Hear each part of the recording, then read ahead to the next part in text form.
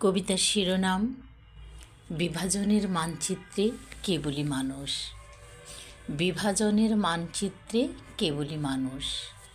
নদী প্রশ্ন করে না কার ধর্ম কী, সে কেবল বয়ে চলে পাহাড়ের অহংকার ভেঙে সমতলের তৃষ্ণা মেটাতে।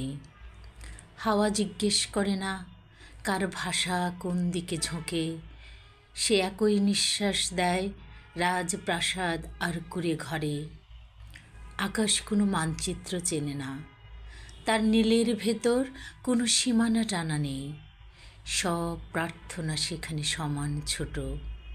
সূর্য আলো মাপে না, চামড়ার রং, নাম কিংবা বংশ সে সমানভাবে জ্বালে। সে প্রতিটি মুখে সমান উষ্ণতা রেখে যায়, বিভাজনের হিসাব না কষে। আর স্রষ্টা, তিনি তো নীরব এক বিস্তার, যার দৃষ্টিতে মানুষ মানে শুধু মানুষ।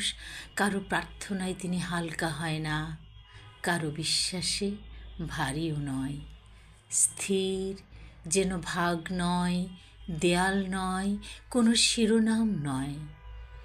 কেউ মিনারের ছায়ায় স্রষ্টাকে খোঁজেন, কেউ ঘণ্টার ধ্বনির কম্পনে ঈশ্বর, কেউ বা মানব আর প্রকৃতির সেবায় আত্মাকে ছুঁতে চায়। এই সরল রেখার বাইরে পিচ্ছিল পথে অনেকে আমরা হাঁটতে চাই।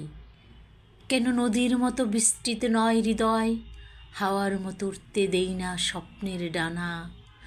আকাশ হতে জানি না আমরা, সূর্যের ন্যায্যতা মেলে না আমাদের মাঝে। আমরা অমানুষ, হ্যাঁ আমরাই অমানুষ।